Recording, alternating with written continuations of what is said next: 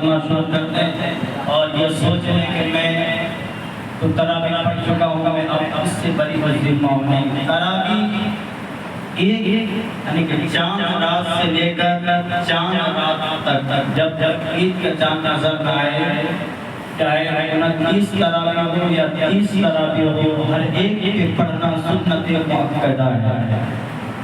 سنت مؤکدہ کا مطلب ایک دو بار چھوڑنا برا ہے، اور چھوڑنے کے عادت بنا لینا یہ گناہ ہے۔ اور اگر آپ تراویح نہیں پڑھیں گے تو آپ گنہگار ہوں گے، یہ گناہ توبہ کرنے سے معاف ہوگا، ہے نا؟ تو دیکھیے یہ رمضان بڑا مبارک مہینہ ہے۔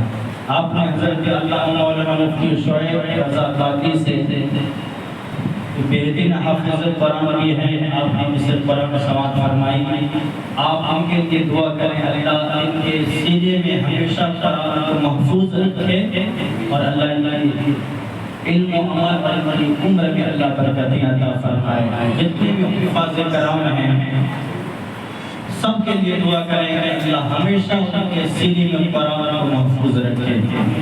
تو عزیزان محترم دیکھیے، دنیا میں کوئی ایسی مشین نہیں یا کوئی ایسا انسان نہیں جو بتا سکتا ہے آپ کا دل مردہ ہے یا زندہ ہے۔ اسی طرح دنیا کی کوئی مشین یہ نہیں بتا سکتا کہ آپ کا تعلق آپ کے رب سے ہے یا نہیں ہے۔ اسی طرح یہ بھی نہیں بتا سکتا، ہم جتنی بھی دعائیں کرتے ہیں کوئی یہ نہیں بتا سکتا کہ آپ کی دعا قبول ہی ہو رہی ہے۔ لیکن آج بھی ایک ایسی چیز ہمارے اور آپ کے گھر میں موجود ہے جس کو قرآن پاک کہا جاتا ہے۔ یہ قرآن آج بھی بتا دیتا ہے آپ کا دل مردہ ہے یا زندہ ہے، آپ کا تعلق آپ کے رب سے ہے یا نہیں ہے۔ اسی طرح آپ کی دعا قبول ہوتی ہے۔ دیکھیے حدیث پاک کی روشنی میں میرے آقا نے فرمایا کہ جس دل میں قرآن نہیں وہ ویران گھر کی طرح ہے۔ کیا مطلب؟ اگر آپ کو یہ جانچ کرنا ہو آپ کا دل زندہ ہے یا مر چکا ہے، آپ اپنے آپ میں غور کریں، سوچیں۔ اگر آپ کے اندر آپ کے سینے میں قرآن ہے، اس کا مطلب آپ کا دل اور آپ کا سینہ اور آپ زندہ ہے۔ اگر آپ کے سینے میں ایک بھی آیت نہیں ہے یا قرآن کی کوئی سورہ یاد نہیں ہے، اس کا مطلب آپ کا دل زندہ نہیں بلکہ وہ مردہ دل ہے۔ اسی طرح آپ اگر یہ جانچنا ہو آپ کا تعلق آپ کے رب سے ہے یا نہیں، تو قرآن اس کا یہ بھی بتاتا ہے۔ اگر آپ کا تعلق قرآن سے ہے، قرآن سے محبت کرتے ہیں، قرآن سے آپ کا تعلق ہے، اس کا مطلب آپ کا تعلق آپ کے رب سے بھی ہے۔ اگر قرآن سے آپ کو سو دور ہے، قرآن آپ کے گھر میں پڑا ہے لیکن کبھی کھولنے کی توفیق نہیں ملتی ہے، آپ قرآن سے کوئی تعلق نہیں رکھتے ہیں، اس کا مطلب آپ کا تعلق آپ کے رب سے بھی نہیں ہے۔ اسی طرح یہ قرآن یہ بھی بتا دیتا ہے آپ کی دعا قبول ہو رہی یا نہیں۔ وہ کیسے؟ اگر قرآن آپ تلاوت کرتے ہیں اور قرآن کے مطابق آپ کی زندگی گزر رہی ہے، آپ کی ہر دعا قبول ہو رہی ہے۔ اگر آپ قرآن کو نہ پڑھتے ہیں نہ قرآن کے فرمان پہ عمل کرتے ہیں، اس کا مطلب آپ کی دعا قبول نہیں ہو رہی ہے۔ یہ قرآن کیا ہے؟ میں نے جو آیت کریمہ کی تلاوت کرنے کا شرف حاصل کیا، یہ قرآن جو میرے نبی کریم صلی اللہ علیہ وسلم پہ نازل کیا گیا، یہ اس لیے نازل کیا گیا، اس کا مقصد یہ بھی ہے یہ قرآن مومنوں کے لیے شفا ہے اور رحمت ہے۔ دیکھیں دنیا کی کوئی کتاب نہیں ہے، پہلے اس لیے میرے نبی کریم صلی اللہ علیہ وسلم فرماتے ہیں یہ حدیث کی روشنی میں یہ بات سماعت فرمائیں، حدیث کا مفہوم ہے۔ میرے آقا فرماتے ہیں اگر قرآن کا کوئی ایک حرف پڑھتا ہے اللہ اسے 10 نیکیاں عطا فرماتا ہے۔ اور ایک حدیث پاک ہے میرے آقا فرماتے ہیں میں یہ نہیں کہتا کہ الف لام میم یہ ایک حرف ہے، بلکہ میرے آقا فرماتے ہیں الف ایک حرف، لام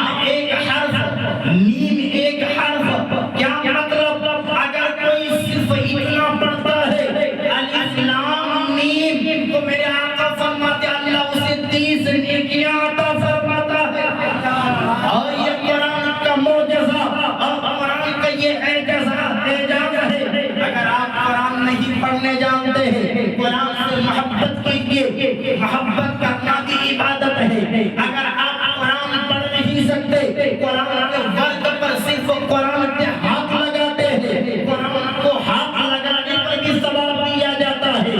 وہ قرآن پاک کا معجزہ یہ ہے، قرآن کو اگر آپ چنتے ہیں چننے پر بھی ثواب ہے، ہاتھ لگاتے ہیں ہاتھ لگانے پر بھی ثواب ہے، محبت کرتے ہیں محبت کرنے پر بھی ثواب ہے۔ یہاں تک کہ اگر کسی کو قرآن نہیں آتا ہو، وہ قرآن کے ورد کو ورد پہ اپنی انگلی رکھ لے، ہر سطر پہ انگلی پھیرتا رہے اور یہ کہتا رہے اے مولا میں قرآن کو پڑھ نہیں سکا، لیکن یہ قرآن جو تو نے ہمارے نبی پر نازل کیا ہے، یہ قرآن کا ایک ایک حرف ہے، ایک اس کا حرف سچا ہے، وہ سطر پہ انگلی پھیرتا رہے، کہے مولا یہ بھی حق ہے، یہ بھی حق ہے، یہ بھی حق ہے۔ اگر کوئی قرآن کو اگر کھول کر پڑھنا نہ جانتا ہو، اس کے سطر پر صرف انگلی پھیرتا رہے، پڑھنے والوں کو جو ثواب دیا جاتا اللہ اسے بھی ثواب عطا فرمائے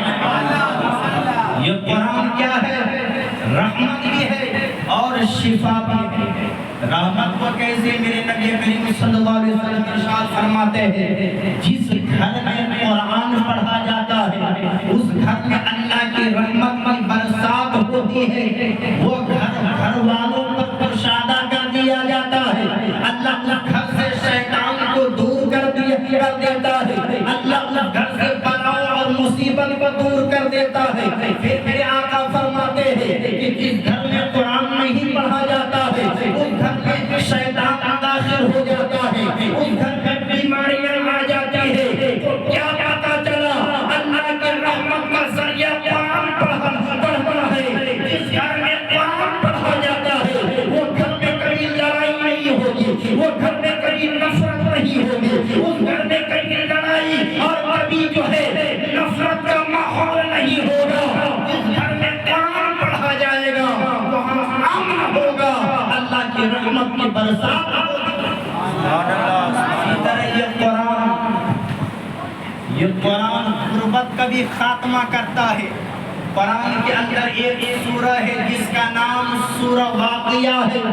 میرے آقا فرماتے جہاں بھی سورہ واقعہ پڑھا جائے، جس گھر میں سورہ واقعہ ہو اس گھر میں کبھی بلا، کبھی بے برکتی، کبھی غربت نہیں آ سکتی۔ اگر آپ چاہتے ہیں آپ غربت سے چھٹکارا حاصل کر لیں، آپ کی غریبی میں جو زندگی گزر رہی ہے آپ کا خوشحال ماحول ہو جائے، آپ کے گھر میں اللہ برکتیں عطا کرے اور دولت کا انبار لگ جائے، اس کے لیے کیا کرنا ہے؟ اس کے لیے کیا کرنا ہے؟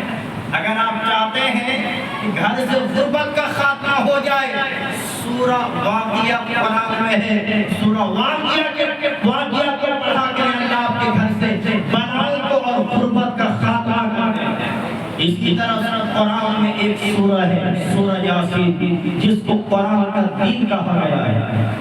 یہ قرآن اگر صبح کے ٹائم میں کوئی پڑھے گا شام تک اللہ کے امان میں رہے گا، شام تک تو بلا مصیبت سے حادثات سے محفوظ رہے گا۔ اگر شام میں پڑھ لے تو وہ صبح تک اللہ کے امان میں رہے گا۔ اسی طرح قرآن میں ایک اور سورہ ہے جس کو سورہ الملک کہا جاتا ہے۔ سورہ ملک میں آقا فرماتے ہیں جو سورہ ملک کی تلاوت کرتا ہے قبر میں اس کا عذاب نہیں ہوگا۔ اگر آپ روزانہ مغرب کے بعد یا سونے سے پہلے سورہ ملک کی تلاوت کر کے سوتے ہیں، آپ جب قبر میں جائیں گے اگر آپ پہ عذاب ہونے والا ہوگا، سورہ ملک آپ کے سامنے آ جائے گا، کہے گا نہیں اس بندے کو عذاب مت دو، تکلیف مت پہنچاؤ، اس لیے کہ یہ دنیا میں سورہ ملک کی تلاوت کرتا تھا۔ اسی طرح میرے نبی کریم صلی اللہ علیہ وسلم ارشاد فرماتے ہیں، بس اور چھوٹی چھوٹی حدیثیں بات میرے نبی کریم صلی اللہ علیہ وسلم ارشاد فرماتے ہیں کہ سب سے بہترین دوا کیا ہے؟ میرے آقا فرماتے ہیں خیر الدواء القرآن، سب سے بہترین دوا قرآن پاک ہے۔ اس کے بعد اگر کوئی مریض ہو، کوئی بیمار ہو اور بیمار سے وہ شفا نہیں پا رہا ہے، دن بدن اس کی تکلیف بڑھتی جا رہی ہے۔ میرے آقا فرماتے ہیں اذا قرأ القرآن عند المریض وجد ذلك میرے آقا فرماتے ہیں جب کسی مریض کے پاس بیٹھ کر قرآن کی تلاوت کیا جائے تو مریض کے اندر ہلکا محسوس ہوتا ہے۔ اسی طرح اگر کوئی مر رہا ہو، اگر اس کی روح نہیں نکل رہی ہے تو اگر اس کے سرحانے میں جا کر کوئی قرآن پڑھے گا تو آسانی کے ساتھ اس کی روح قبض ہو جائے گی۔ اسی طرح میرے نبی کریم صلی اللہ علیہ وسلم ارشاد فرماتے ہیں اگر گلے کے اندر تکلیف ہو، یعنی گلا میں جلن ہوتی ہو یا تکلیف ہو تو میرے آقا نے فرمایا علیک بقراءۃ القرآن، اس کا علاج یہ ہے آپ قرآن کی تلاوت کرنا شروع کر دیں، اللہ گلے کے اندر کی تمام بیماری کا خاتمہ کر دے گا۔ اسی طرح میرے نبی کریم صلی اللہ علیہ وسلم ارشاد فرماتے ہیں یہ جو ایک سورہ ہے سورہ فاتحہ، یہ پورے قرآن پاک کا نچوڑ سورہ فاتحہ میں رکھا گیا۔ میرے آقا فرماتے ہیں سورہ فاتحہ ہر مرض ہر بیماری کی دوا ہے، اور ایک حدیث پاک میں میرے آقا فرماتے ہیں سورہ فاتحہ موت کے علاوہ ہر بیماری کی دوا ہے، یعنی موت کے علاوہ ہر بیماری سے شفا دیتا ہے سورہ فاتحہ۔ اس لیے قرآن سے جڑ جائیں، جب قرآن پڑھ کر کم کر دیا جائے اس میں بھی شفا ہے۔ قرآن جو بندہ رات و دن پڑھے گا اللہ اس کو جتنی برکت عطا فرمائے۔ دیکھیے بخاری شریف کے حدیث پاک بہت لمبی حدیث ہے، اس کا مفہوم یہ ہے یہ جو قرآن اگر کوئی پڑھ کر اگر کسی کو سانپ نے کاٹ دیا ہو یا کوئی زہریلا کیڑا یا زہریلا جانور اس کو کاٹ لے، اگر اسے ٹیس لگ جائے تو قرآن اگر پڑھ کر اس پر تھوک دیا جائے تو سانپ کے زہر بھی دور ہو جاتا ہے۔ ایک مرتبہ صحابہ کرام کا ایک قافلہ ایک بستی میں جا کے پڑاؤ ڈالتے اور ان لوگوں کو بھوک لگی، بستی والوں سے کھانا مانگا، بستی والے کھانا نہیں دے۔ یہ لوگ آگے بڑھ گئے، اتنے میں جیسے یہ صحابہ کرام کی جماعت آگے بڑھتی ہے اس دیر کے بعد اس بستی کا جو مین آدمی تھا سردار، اس کو زہریلا کیڑا یا سانپ نے کاٹ لیا۔